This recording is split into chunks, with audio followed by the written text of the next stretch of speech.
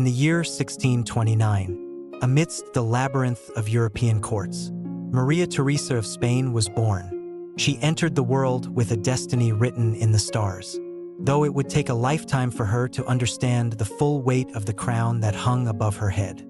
Her early years were marked by opulence and political maneuvering, as she was carefully shaped by the hands of those who knew that her marriage would become the linchpin of an empire's survival.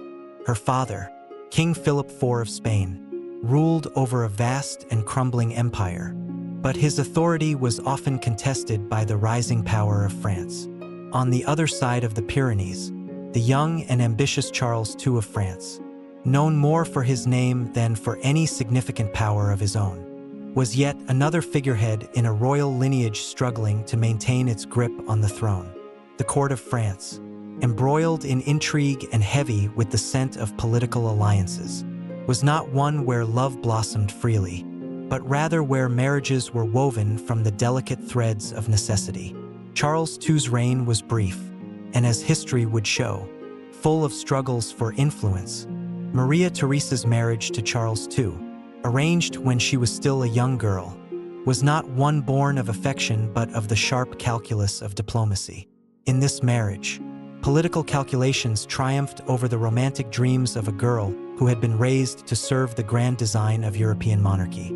The grand halls of the royal palace in Madrid would one day give way to the lavish but troubled halls of Versailles, where Maria Theresa would find herself not just a queen, but a pawn in a game played by the greatest minds of Europe.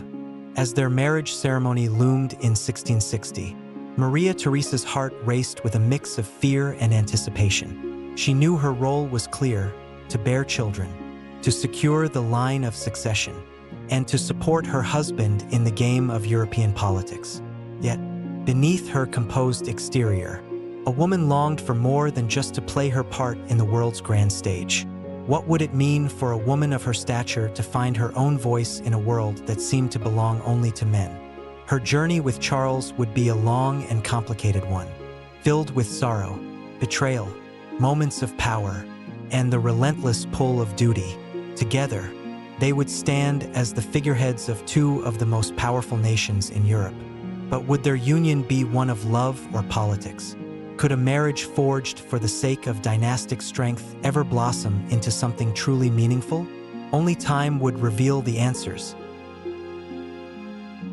Maria Theresa of Spain was born on September 10, 1638, at the Royal Alcazar of Madrid, the palace that stood as a silent witness to Spain's slow but inevitable descent from the pinnacle of European power. Her birth was a beacon of hope for the Spanish monarchy, which, in the midst of its declining fortunes, desperately needed a symbol of new life, new strength, and new possibilities. Yet, even in the innocence of infancy, Maria Theresa's life was already governed by forces beyond her comprehension. Her father, King Philip IV of Spain, was a man of great intelligence and charm, but his reign was a period of decline for Spain. Under his leadership, the Habsburg dynasty faced internal strife, economic stagnation, and military defeats. The Spanish Empire, once a global titan, was beginning to show cracks. The 30 Years' War, 1618 to 1648, had left the country drained of resources, its armies overstretched, and its once indomitable naval fleets worn thin. Despite these struggles, Philip IV's court was known for its grandeur, and Maria Theresa was raised amidst the splendor of that court, surrounded by courtiers, nobles, and diplomats who viewed her not as a daughter to be loved, but as a valuable asset in the chess game of international politics. Maria Theresa's mother, Elizabeth of France, was the daughter of King Henry IV of France. Though Maria Theresa was close to her mother, Elizabeth's role in her upbringing was overshadowed by the political realities of court life. Elizabeth's marriage to Philip IV was also one of political necessity, a union between two powerful nations meant to solidify alliances and, perhaps more importantly, to help secure the future of both dynasties. Like her mother, Maria Theresa was aware from an early age that her beauty, charm, and intelligence were valuable not only as personal traits but as political tools that could be wielded to maintain the balance of power in Europe. By the time Maria Theresa turned 16, it became clear that her future had been planned with a precise, almost ruthless, logic. There would be no love match for her, no romantic adventure. Her destiny was one of duty and diplomacy. The Spanish court had already begun to discuss potential suitors for her hand. But the most significant and most carefully considered option was none other than Charles II of France. Charles II, although still a young man, had already become a symbol of the French monarchy's potential for greatness, or, more accurately, its potential for survival. The son of Louis XIII and Anne of Austria, Charles was only a few years older than Maria Theresa. He had ascended the throne at the age of 4 after the death of his father. His regency had been marked by the turmoil of the Fronde, a series of civil wars that threatened the French crown. It was a period in which the French nobility sought to strip power from the monarchy, and the young king's ability to assert his authority had been called into question. By the time he reached adulthood, Charles II was not merely a ruler but a man surrounded by an air of mystery, instability, and insecurity. For the Habsburgs, however, Charles was an essential piece in the grand political scheme of European power. If Charles II were to marry Maria Theresa, it would cement an alliance between Spain and France, two of Europe's largest and most powerful monarchies. More importantly, the marriage would strengthen the Habsburg position in Europe, securing the future of the Spanish throne through the offspring of Maria Theresa and Charles II. Though the idea of such a marriage had been floated for some years, it was only in 1659, when Maria Theresa was 21, that the final negotiations took place. As the daughter of Philip IV, Maria Theresa had little say in the matter. The marriage was, quite simply, a transaction, though not one that was without its complications. For Maria Theresa, it meant leaving the country of her birth, the only world she had ever known, for the uncharted waters of France. The marriage treaty was negotiated between Spain and France, but there was one significant obstacle that still loomed: the dowry. In traditional European royal marriages, the bride's family would often offer a substantial dowry as a form of compensation for the groom. For Maria Theresa, however, this dowry was not just a matter of wealth. It had political implications. The Spanish court had always been keen to ensure that their royal house would not be subsumed into the French monarchy. Charles II's marriage to Maria Theresa would be deeply symbolic. It was meant to create a strong union between the two countries, but it was also meant to remind Charles II that Maria Theresa's family remained the true power behind the Spanish throne. In the face of this pressure, Maria Theresa's heart was not one to race with excitement or anticipation. Her father and the royal court had already made their decision, and now it was simply a matter of duty. She would marry Charles II of France, and the fate of both kingdoms rested on her shoulders. Still, she had her doubts. The French court, she had heard, was filled with its own intrigues, its own rivalries, and its own struggles for power. Would she, a girl raised in the relatively quiet and stable halls of the Spanish royal court, be able to navigate the complexities of life at the French court? Would she find a place of importance? Or would she be lost in the web of power struggles? Maria Theresa's journey to France began with a journey of self-reflection. As she crossed the Pyrenees into her new kingdom, her thoughts turned inward. She wondered what her life would be like as queen consort. Would her role simply be to bear children and secure the line of succession? Or would she, like so many other women of her time, be relegated to a secondary role, seen but not heard, a symbol rather than a participant in the politics of her kingdom? The day of her wedding arrived in 1660, a grand affair that was held in the presence of French and Spanish nobles, the eyes of Europe upon them. Maria Theresa, dressed in her finest gown, stepped forward to meet her future husband, Charles II. The ceremony was grand and formal, marked by political gestures and diplomatic niceties. It was a moment of triumph for both Spain and France. But for Maria Theresa, it was also the start of a new chapter, one that was filled with uncertainty and, perhaps, a glimmer of hope. The marriage was, in many ways, a delicate balancing act. For Charles II, it was a means of consolidating his authority, of securing his place in history. For Maria Theresa, it was both a duty and a burden, one that she would carry for the rest of her life. Her union with Charles II would come to define not just her role as a queen consort, but the fate of both Spain and France in the years to come. As the newlyweds emerged from the ceremony, their faces were masked with polite smiles, the weight of their crowns and the expectations of their people pressing down upon them.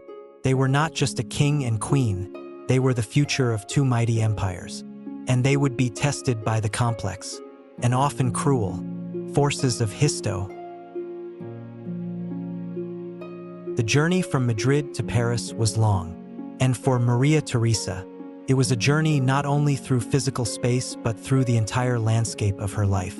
The moment she crossed the Pyrenees, Spain became a memory, replaced by the looming and unfamiliar world of France, a kingdom ruled by the will of King Louis XIV, the Sun King, and a court filled with intrigue, power struggles, and, above all, grandiosity. Maria Theresa had been raised in the royal palaces of Madrid, where every part of her life was steeped in the decorum and solemnity that came with the responsibilities of Spanish royalty. Yet the French court was a different world altogether. It was a court of luxury and excess, a place where the king's power was absolute, and the queen's role, though powerful, was constantly at risk of being overshadowed by the king's grandeur. France was ruled by Louis XIV, whose name had become synonymous with opulence and the absolute monarchy. At Versailles, the sun never seemed to set, as the king's influence spread far and wide, but it was also a court where shadows lurked beneath the glittering surface. Maria Theresa arrived in Paris with a sense of resignation but also a flicker of hope. She was still young, only 22 years old, and though she had been raised with the knowledge of her political duties, she could not shake the desire for a more personal connection with her husband. Their wedding, though grand, had been a quiet affair in the sense that it was not a passionate union. Maria Theresa had heard little about Charles II before their marriage, and even after their vows were exchanged, she found herself confronting a stranger rather than a husband. Charles II of France was, by all outward appearances, a reserved and dignified king. He carried the burden of his country's expectations on his shoulders. Yet he was not the kind of man to wear his emotions on his sleeve. As king, he was expected to be a symbol of power and strength. But those closest to him knew a different man, one who struggled to reconcile his personal desires with the weight of the monarchy. His reign, though brief, was marked by the challenges of maintaining France's political position amidst the rising power of neighboring nations. For Charles, the monarchy was not just a title, it was a fortress that he had to protect, even at the cost of his personal happiness. Maria Theresa's relationship with Charles began slowly, and there were moments of uncertainty. She knew her place as queen consort and understood that she had to support her husband in his quest to consolidate power. Yet, in private moments, there was a distance between them, an emotional chasm that no amount of political formality could bridge. Charles, though respectful, remained distant, and Maria Theresa could not help but feel a sense of isolation. The French court was filled with courtiers who competed for the king's attention and favor, and Maria Theresa often found herself caught between these powerful figures, unsure of her place in a kingdom that was not truly hers. She was the daughter of Spain, married to a French king, but in many ways, she was still seen as an outsider, an addition to a political landscape that was already set in motion long before her arrival. Her role, like that of many queens, was to bear children. The future of the French monarchy depended on her ability to provide heirs. Yet this expectation was fraught with complications. At the time of their marriage, Charles and Maria Theresa were already facing the reality that their union might not result in the desired outcome. Charles had a complicated health history, and many at court whispered doubts about his ability to father children. Despite these doubts, Maria Theresa embraced her role as queen. She attended the grand balls and feasts at Versailles, where she was a picture of grace and elegance. But behind the smiling facade, she longed for something deeper, something that went beyond the royal duties that defined her existence. There were moments when she would retreat to her chambers, her thoughts drifting back to Spain and the life she had left behind. She missed the stability of her native court, where there were fewer pretensions and more personal connections. In France, everything seemed to be measured by power and grandeur, and Maria Theresa sometimes felt lost in the labyrinth of it all. Though their marriage lacked the spark of romance that Maria Theresa might have hoped for, there were moments of connection. On rare occasions, Charles would show a softer side, a fleeting glimpse of the man beneath the crown. He would speak to her of his dreams for France, of the challenges he faced, and of the weight of his position. Maria Theresa would listen intently, offering him support and encouragement. But she also longed for something more, something that might come from the shared intimacy of a true partnership. The French court, for all its outward brilliance, was also a place of danger. Beneath the veneer of royal rituals, there were powerful factions vying for influence over the king. Louis XIV, despite his grandeur, had his own circle of trusted advisors who shaped the direction of the kingdom. Maria Theresa was often a pawn in the political machinations of these men, who saw her not as a queen in her own right, but as a symbol of the marriage between two mighty nations. In this environment, Maria Theresa had to navigate carefully, learning the complex dynamics of the court and understanding how to protect herself from those who might seek to undermine her. The French court was a place where appearances were everything, and Maria Theresa quickly learned that maintaining the illusion of a perfect marriage was as important as anything else. As the years passed, she began to focus more on her duties as queen consort, attending ceremonies, hosting dignitaries, and overseeing the lavish ceremonies that were a hallmark of the French monarchy. But in the privacy of her chambers, she often questioned the cost of it all. Was this the life she had envisioned for herself when she left Spain? Was the crown worth the sacrifice of personal happiness? In 1661, after 5 years of marriage, Maria Theresa was still waiting for the child she had been expected to bear. The pressure was mounting, and whispers about her fertility began to circulate at court. The French court, ever watchful, was eager for a successor to Charles II, and the Queen's inability to conceive became a matter of intense scrutiny. For Maria Theresa, it was a painful experience. She knew her worth was tied to her ability to provide heirs, and yet she was not in control of the forces that seemed to shape her destiny. Charles, though kind, remained distant in his own way. He did not openly express his frustrations, but the pressure on him to produce an heir was palpable. In a kingdom where the monarchy's survival depended on the continuation of the royal bloodline, the lack of an heir was a crisis in waiting. Yet, Maria Theresa clung to the belief that her marriage could still become a union of genuine affection and understanding. She did not allow the external pressures to consume her entirely, but they certainly weighed on her heart. As the years wore on, Maria Theresa's position in the French court became more secure. Though the pressures of being queen consort and the weight of political expectations were heavy, she learned to navigate them with grace. She became a respected figure, not just because of her marriage, but also because of her quiet strength and wisdom.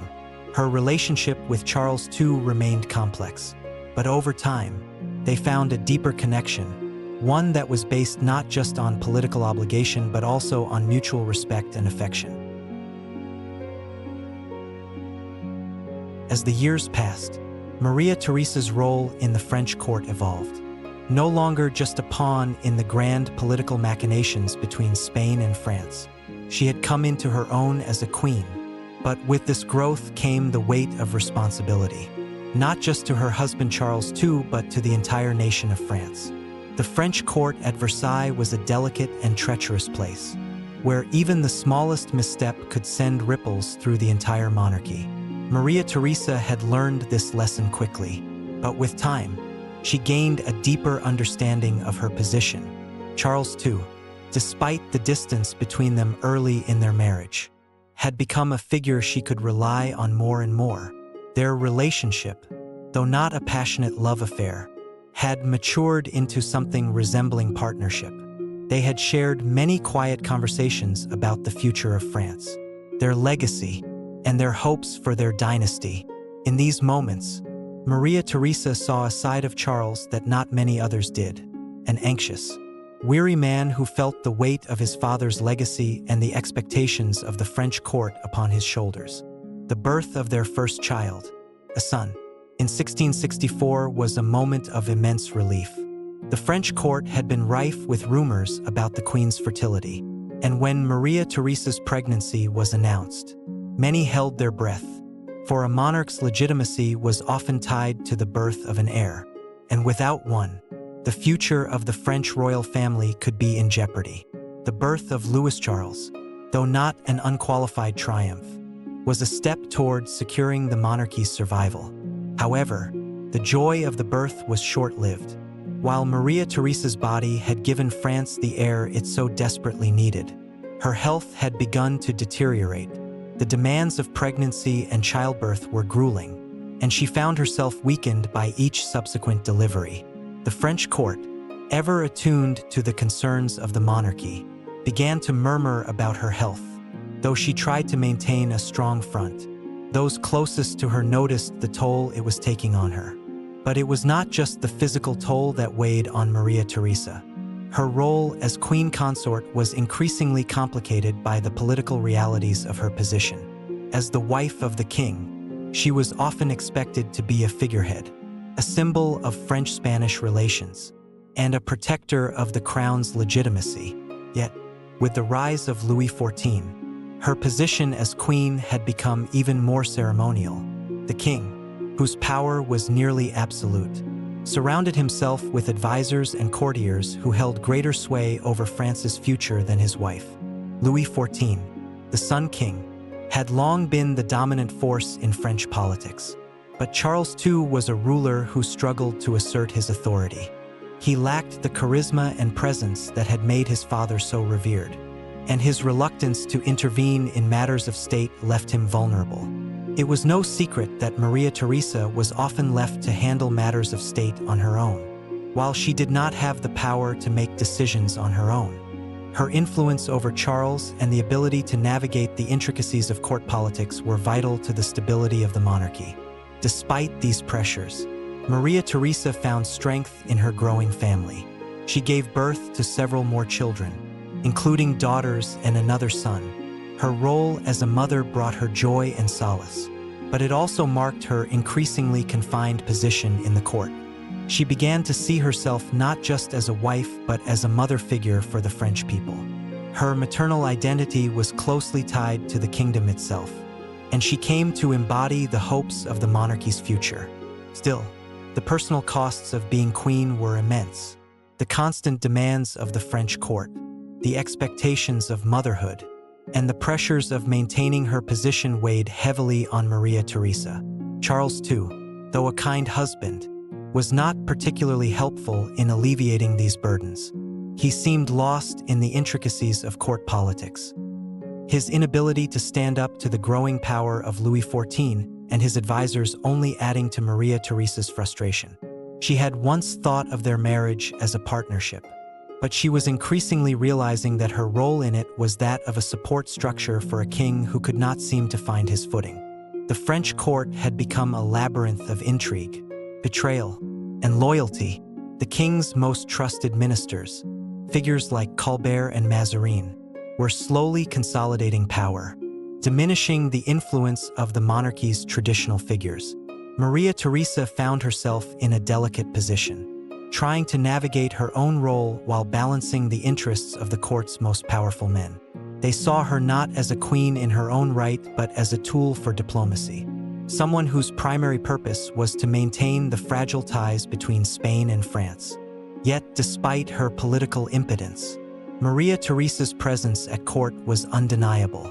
Her beauty, grace, and charm were legendary, and the courtiers who flocked to Versailles often did so not just to witness the king but to catch a glimpse of the queen. Her role as a symbol of royal unity gave her influence in the eyes of the people, even if that influence did not extend to matters of state. As time went on, Maria Theresa's health continued to decline. The physical toll of bearing children, combined with the pressures of court life, left her vulnerable. She began to experience frequent bouts of illness, sometimes incapacitating her for days at a time. Her physicians, though attentive, could not cure the exhaustion that seemed to drain her vitality. The birth of her children had taken a toll on her body that would never fully heal, and she was left wondering whether she would live long enough to see her children grow into adulthood. Meanwhile, Charles II's reign continued in a state of fragile stability. Though France had grown stronger under the leadership of Louis XIV, the internal struggles of the French court remained.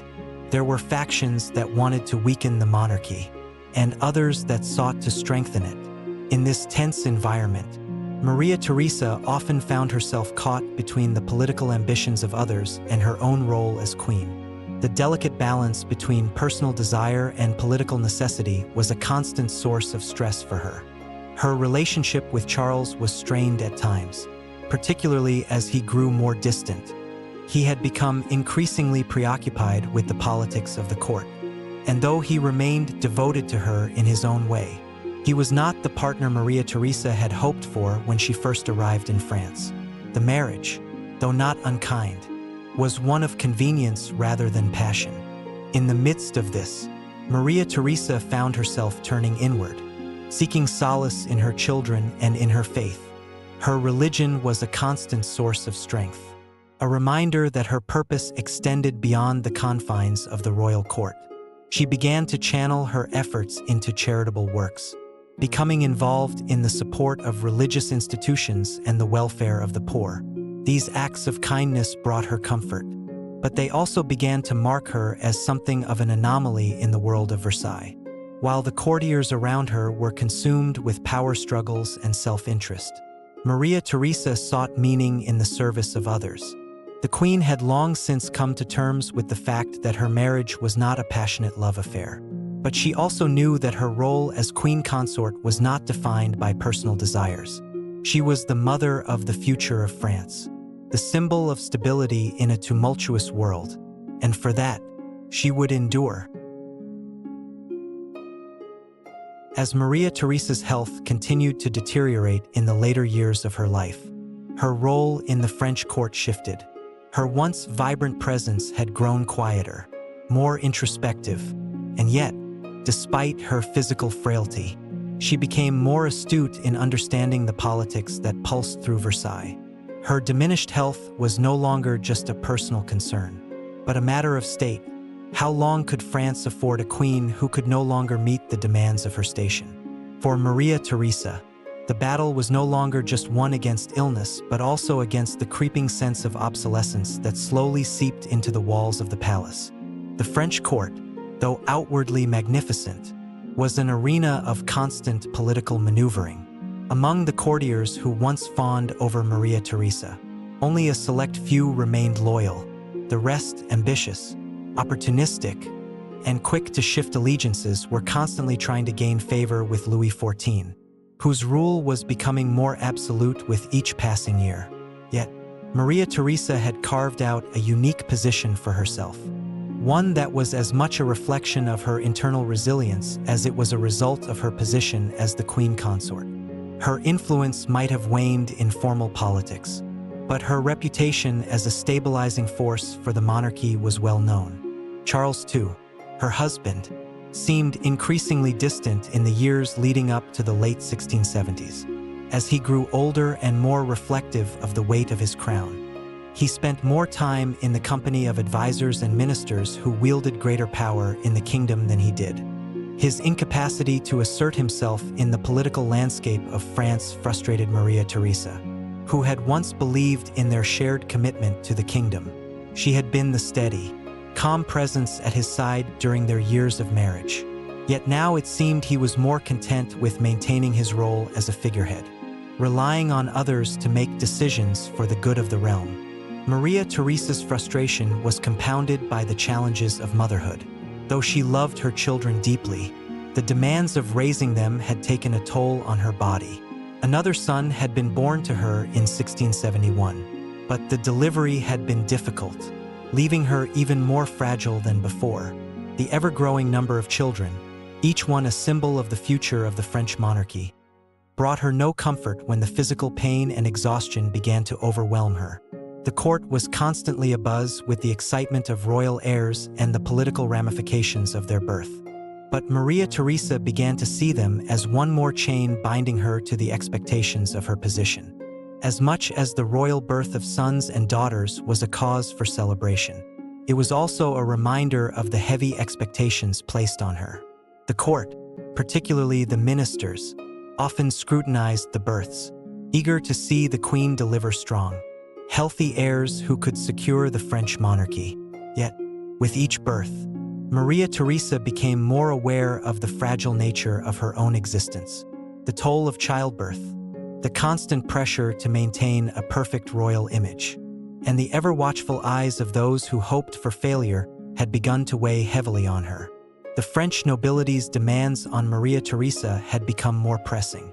The rise of Louis XIV's absolutist monarchy had transformed the French court into a place of ruthless competition. Nobles fought for position, and even the smallest of favors from the king could change the course of their fortunes. For Maria Theresa, this growing political and social tension was hard to ignore. As the wife of the king, her role had initially been to play the supportive consort, a symbol of the union between Spain and France.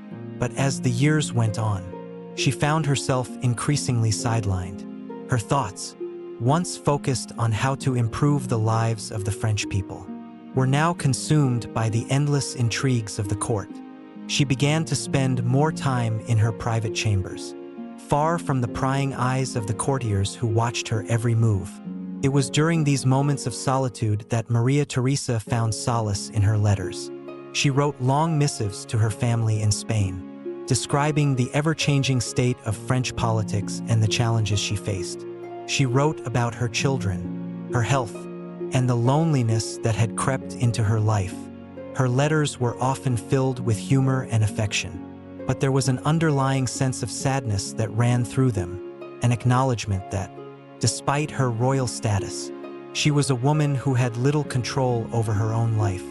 In the larger scheme of French politics, Maria Theresa's influence had diminished, but it was during this period that her subtle power over the court would manifest.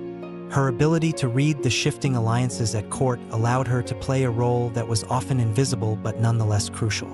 She had learned to navigate the complex web of French politics with finesse, and while she was not a formal participant in decision-making, her opinions often found their way to the king's ear. She knew that the court's volatile nature made it necessary for her to remain flexible, adapting to changing circumstances with grace. Despite her growing isolation, Maria Theresa continued to be seen as the heart of the French monarchy. Her role as queen consort had evolved into something more symbolic, but it was no less important. She became a figurehead, the mother of heirs, and the emotional center of the French royal family. Even as the young Louis XIV continued to consolidate his power and create a court that revolved around his personality, Maria Theresa remained the queen in the eyes of the people. Her personal sacrifices were often overlooked, while Louis XIV indulged in the pleasures of his court, expanding his influence across Europe. Maria Theresa quietly endured the physical toll of raising a family, maintaining a royal presence, and playing the political game behind closed doors. The French people did not see the sacrifices she made, nor did they understand the emotional weight of her position. To them, she was the perfect queen, gracious, dignified, and always poised. But beneath the veneer of regal composure, Maria Theresa was a woman who had lost her own sense of self. Though she had never expected to be at the center of French politics, the isolation she felt was becoming unbearable. She had given everything to her role as wife and mother, but in return, she had received little support or recognition. Charles II, her husband, remained distant, caught in the power struggles of his court. And yet, it was during these moments of alienation that Maria Theresa began to reassert her personal identity. She knew that her life, as it was, could not continue in silence. If she were to find any meaning in her years of sacrifice, she would have to begin speaking out, not just for herself but for the future of France. The final years of her life would be marked by a quiet but significant transformation. Maria Theresa would learn to find strength not just in her role as queen but in the support of the few close confidants she had left. She would become, in the eyes of those who truly knew her, a symbol of resilience. And though her health would continue to decline, Maria Theresa's legacy as the queen who bore the weight of an empire, whose strength went uncelebrated, would ultimately shape the monarchy's future in subtle but powerful ways. By the early 1680s, Maria Theresa had become a woman defined not just by her royal duties but by the invisible burdens she carried. Her health continued to deteriorate, her once vibrant presence becoming a mere echo of what it had once been. Yet, she persevered, as queens do, haunted by the expectations of her people, her family, and most poignantly, herself. The throne was never meant to be hers in the fullest sense. Her marriage to Louis XIV had been a political arrangement, a dynastic union that placed her as a figurehead, a vessel for the perpetuation of the French royal line. Yet, the emotional and physical tolls of that union weighed more heavily on her with each passing day. It had been decades since Maria Theresa had crossed the Pyrenees to marry the King of France, a young woman full of hopes and dreams for a harmonious marriage. Those dreams had, over time, transformed into something less romantic. The lavish court of Versailles had become a gilded cage, with its dazzling beauty masking the complexity and cruelty of life within. As the years passed, Maria Theresa had been forced to reconcile herself to the fact that she would never occupy the kind of political power that Louis XIV wielded so effortlessly. Her identity as a queen consort had always been bound by the demands of her husband and the kingdom. But now, as her health faltered and her role in the court seemed more ceremonial than ever, she faced a new, more harrowing challenge: the preservation of her legacy. The French court was in turmoil, and yet, at Versailles, the grand spectacle of court life continued to unfold in a dizzying array of opulence. It was a world dominated by Louis XIV's ego, his ambitions, and his determination to leave an indelible mark on the history of France. His vision for the monarchy was absolute, and in his pursuit of that goal, he often sought to overshadow the very institution that his queen represented. Maria Theresa's children, her legacy, remained a constant reminder of the delicate balance she had to strike between royal duty and personal sacrifice. Maria Theresa's relationship with her children was marked by both pride and a deep sense of responsibility. The birth of her children had been a central aspect of her role as queen. Her duty to provide heirs to the French throne had been the driving force of her early years at court. She had given birth to several sons and daughters, but only a few of them had survived infancy, a cruel reminder of the fragility of royal life. Still, she continued to be a mother, despite the physical tolls of childbirth and the emotional strain of raising children in a court full of intrigue and danger. Her eldest surviving son, Louis, Dauphin of France, was the future of the French monarchy, and the weight of that expectation was never far from Maria Theresa's thoughts.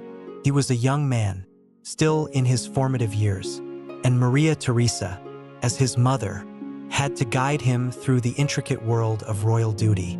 Yet, she knew that her own influence over him was limited. Louis XIV's immense authority over his court and family had a profound effect on his son's upbringing. Maria Theresa, while a loving mother, could not shield her children from the stark realities of the royal court. Louis XIV had already begun to shape the future Dauphin into a ruler who would serve his vision of France. A France that was to be ever more powerful and ever more centralized under the Sun King's rule. The emotional distance between Maria Theresa and her husband, Louis XIV, continued to grow. Despite their shared history, their marriage had always been marked by political necessity rather than genuine affection. The Queen's presence in the King's life had become largely ceremonial, as Louis XIV's attention was dominated by his numerous affairs. his courtly intrigues, and his obsession with the grandeur of his reign. Maria Theresa's role had evolved into that of a mother and a queen who was not expected to participate in the intricate web of political maneuvering that surrounded Louis XIV's reign. Instead, she took solace in her private spaces, where she could escape the pressures of Versailles. As the late 1680s approached, Maria Theresa's physical health continued to decline. She was frequently bedridden, suffering from illnesses that were compounded by the emotional and psychological strain of her life at court. Her once beautiful appearance was marred by the toll of childbirth, illness, and the harsh conditions of life at Versailles. Yet, her mind remained sharp, and she began to focus more intently on the legacy she would leave behind. As Louis XIV's reign continued to expand, she began to understand the deeper significance of her position as a royal consort. Though she had been a symbol of peace between France and Spain, her true legacy would be her children, the heirs to the French throne who would one day rule over the vast empire her husband had built. In her private moments, Maria Theresa reflected on the life she had led and on the choices she had made. She had never been a woman of great political ambition, but she understood the significance of her marriage to Louis XIV. Their union had brought stability to France at a time when the monarchy was in danger of fragmenting. Maria Theresa had played her part, sacrificing her own happiness for the good of the French monarchy. She had borne her husband's children, endured the pain of childbirth, and navigated the treacherous waters of court politics, all in service of a vision that had been thrust upon her from the moment she crossed into France as a young bride. Her life had not been easy, nor had it been filled with the romance that she had once imagined.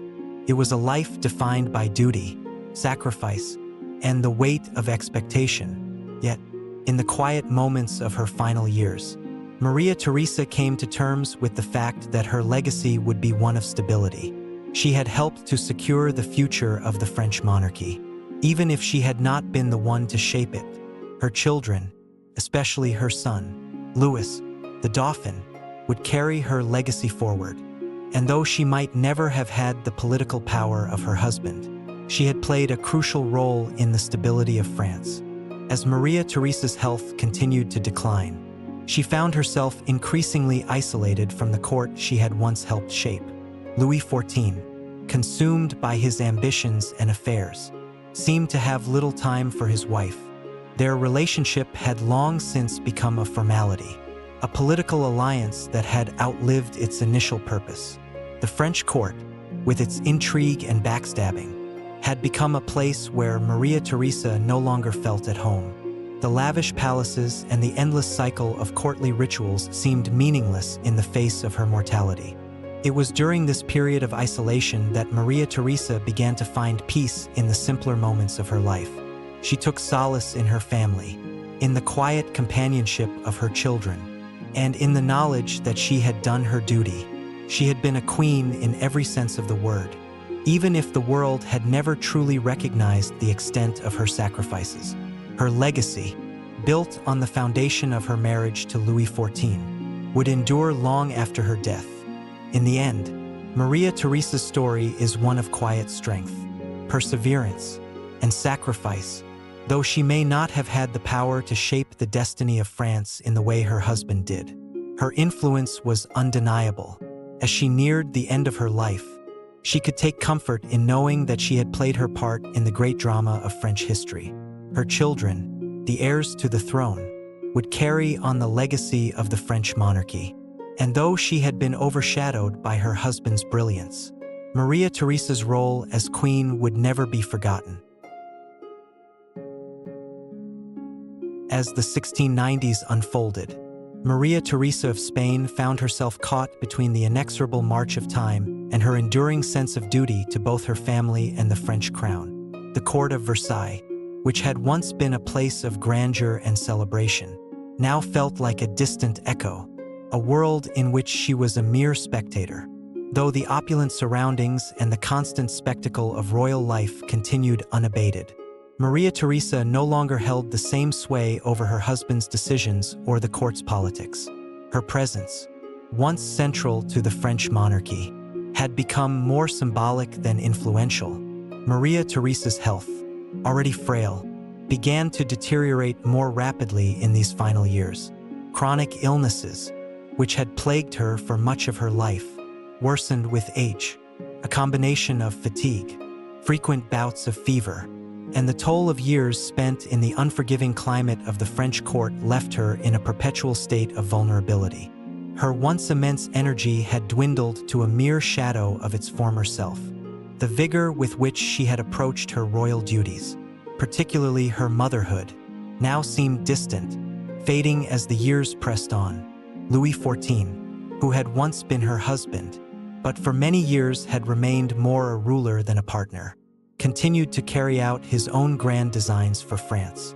His focus on expanding and consolidating his power throughout Europe, wars of expansion, constructing magnificent palaces like Versailles, and securing the dominance of France, left little room for the more personal concerns of his wife.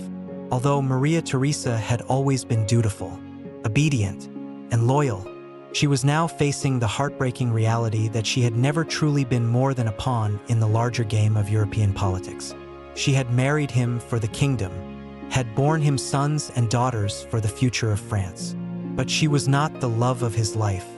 Their union had been forged in the crucible of diplomacy, not affection. And now, in her final years, Maria Theresa was forced to accept the loneliness that had long been a part of her royal existence.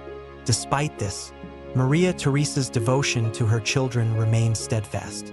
She had already witnessed the bitter losses of many of her children to early death, a tragedy not uncommon in royal families of the time. But as her health continued to fade, she looked at the surviving members of her family, the Dauphin, her son Louis, and her daughters, and knew that it was they who would carry the weight of her legacy. It was through them that her name would endure.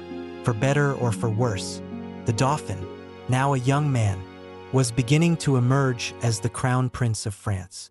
He was the future of the monarchy, and Maria Theresa could see in him both the promise of the future and the dark shadow of his father's ambitions. Louis XIV had raised his son in the image of the Sun King himself, teaching him to be resolute, unyielding, and, above all, loyal to the monarchy.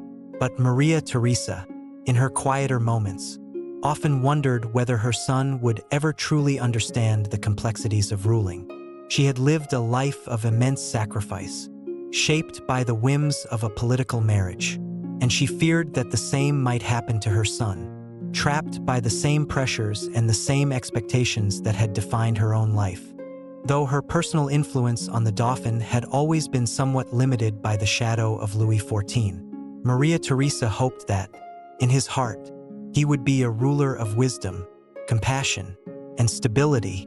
She prayed that he would learn from her own experience, understanding the importance of compassion, loyalty, and humility, qualities that she had strived to embody throughout her life, despite the limitations placed on her. As Maria Theresa's health worsened, her once vibrant presence at court became more and more of a memory.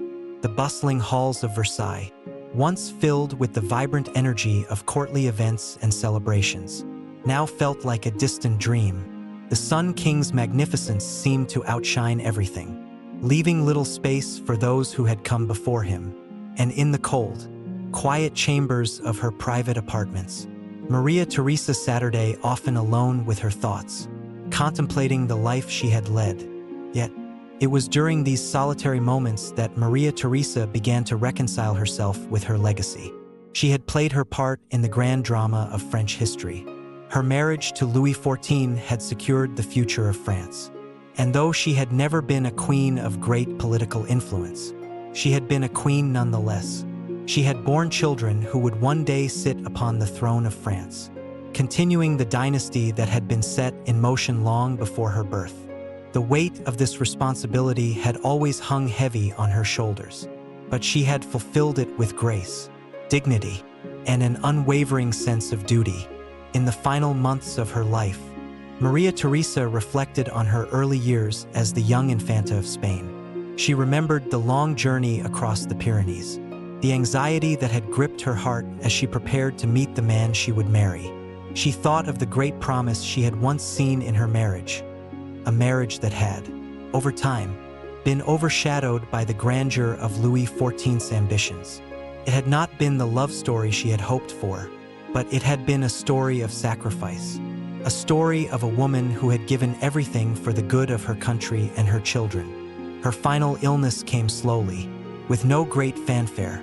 Maria Theresa's body, worn by the years of hard living and the unrelenting pressures of royal life, finally succumbed.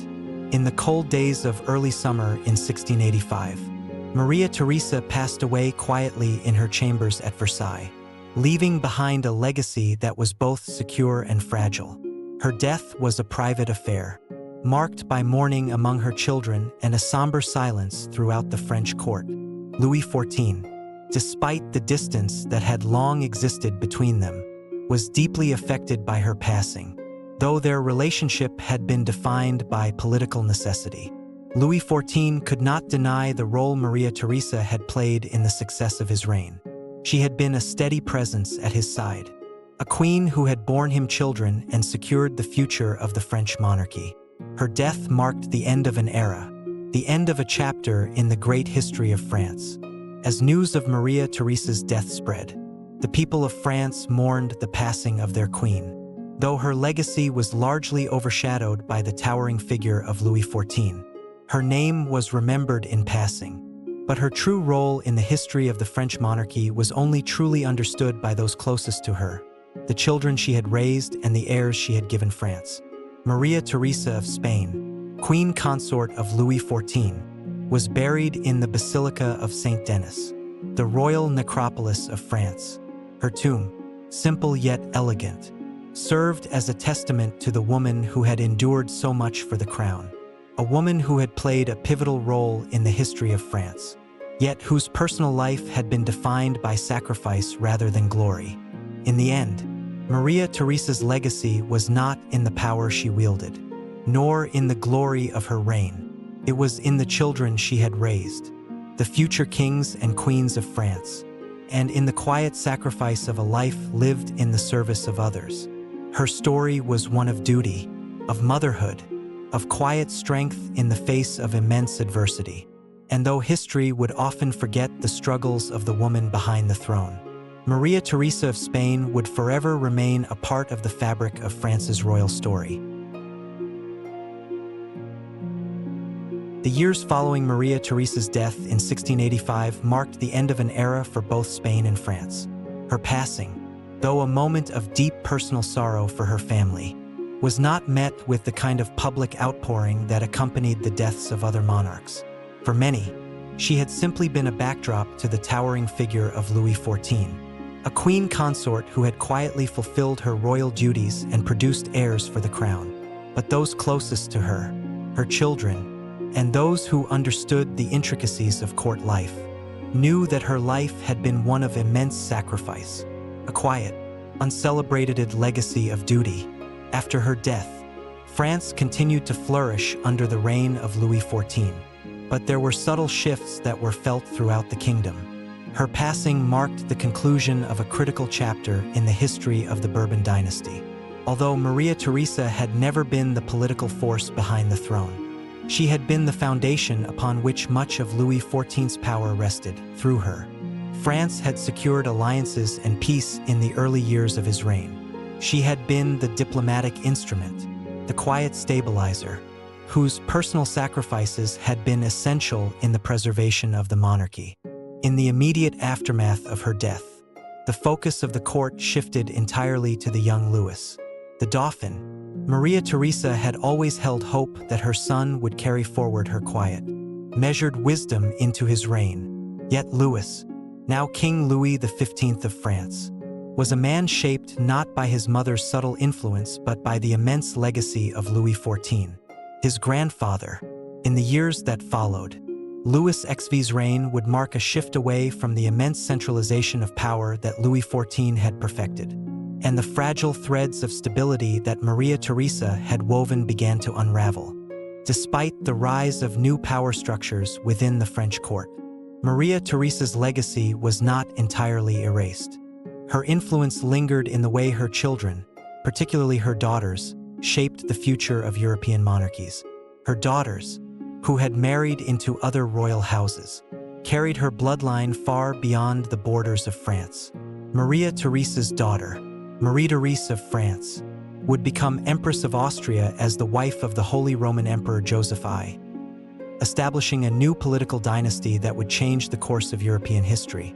Her granddaughter, Marie Antoinette, would one day become the Queen of France, though she would experience a very different fate in the volatile days of the French Revolution. As history moved forward, it was not the greatness of Maria Theresa's political influence that was remembered, but the quiet dignity with which she had borne the weight of her royal position. She had given everything for the future of France, often at the cost of her own happiness and desires. The pain of her marriage, the losses of her children, and the emotional isolation she had endured were all part of the royal narrative that had remained largely unseen by the public eye. Yet, as with all royal lives, time soon faded the memory of her suffering. The grandeur of Versailles continued to captivate the world, and the reign of Louis XV, though marked by the slow decline of royal power, still held an aura of magnificence. But the shadows of the past could not be completely hidden, and Maria Theresa's legacy lived on in unexpected ways. In the halls of Versailles, the quiet rooms where Maria Theresa had once walked were now occupied by her daughters-in-law, granddaughters, and the women who would be part of the next royal generations. Some would be given titles, and some would be forgotten by history, but none could erase the quiet sacrifices of the woman who had been consort to the greatest king of France. She had been, in many ways, the unseen hand that had steadied the fragile monarchy and the woman whose greatest gift had been the preservation of the Bourbon line. In Spain, her family too experienced a transformation. Her death had come too soon for the Spanish Habsburgs, who had hoped for a lasting alliance with France that could secure their position in Europe. Spain, after all, had its own history of dynastic struggles, and Maria Theresa's connection to the French crown had been a bridge between two great powers. Her passing, although not fully acknowledged in her homeland, was keenly felt in the royal courts of Madrid, where the Spanish monarchy now looked to the future with uncertain eyes. Her father, King Philip IV of Spain, had died several years before her, and her brother, Charles II, was a king in name only, his physical and mental health deteriorating rapidly. Spain's decline in power during her lifetime mirrored the decline of her own health, and it was clear that Maria Theresa's passing had closed a chapter in European history where the Habsburgs were once dominant. The loss of her diplomacy, the alliances she had carefully nurtured, and the strategic position her marriage had held in the balance of European power left Spain vulnerable in the coming years. In the final decades of the 17th century, Europe found itself on the cusp of tremendous political and social change. The wars that Louis XIV had waged throughout his reign, wars that Maria Theresa had supported, often from the sidelines, were beginning to wind down. The Habsburgs, the Bourbons, and the other great European houses were entering a new phase of rivalry, a period of transition that would reshape the political landscape for the centuries to come. Maria Theresa's name, meanwhile, faded from the forefront of European history. She had never been a queen who had left a mark of great political revolution or military conquest, but she had been the mother of kings and queens, the consort who had given her life to the monarchy. History, in its sweeping narrative, tends to forget those who lived quietly in the shadows of power. But it is in these very lives, the lives of those who supported, who sacrificed, who endured, that the true continuity of a dynasty is found. Her final resting place, in the Basilica of Saint Denis, alongside her husband Louis XIV, became the site of reflection for those who understood the intricacies of the French monarchy. It was there that Maria Theresa's life would come to rest in history's long annals, quietly and without fanfare, a reminder of the deep sacrifices made by those who lived in service to their countries and their families. Even as the world moved on, Maria Theresa's death had a lasting impact on the royal families of Europe. Her children, especially her sons and daughters, carried her legacy in their marriages and their roles as parents themselves. As monarchs, they would have to navigate the turbulent waters of royal politics with the same patience and fortitude that Maria Theresa had shown during her life, though she never had the chance to see the full fruition of her children's reigns. It was clear that the seeds she had planted of diplomacy, quiet sacrifice, and dedication to duty would carry forward. Her death marked the passing of an era, not just for France but for the whole of Europe. It was a reminder that the quiet sacrifices of royalty often go unnoticed, that the great men and women of history are sometimes shaped by forces beyond their control. But it was also a testament to the resilience of the monarchy and the enduring power of royal families to adapt to changing times. In the years that followed, as the world marched forward into the 18th century, the quiet, uncelebrated legacy of Maria Theresa lived on in the stories told by those who remembered her, the women of the French and Spanish courts, the mothers of kings and queens who would follow her example of duty and resilience, often in silence and sacrifice. Maria Theresa, Queen Consort of Louis XIV, may not have been remembered as one of the great political figures of her time, but her influence on the history of Europe was profound. Through her children, her alliances, and her unwavering devotion to her family and country, she left a mark on history that would never be forgotten. Even if her name was not always celebrated in the grand halls of Versailles, her legacy was one of quiet strength, duty, and devotion, a reminder that the true measure of a royal life is not always found in the grandeur of political power but in the resilience of character and the love of family.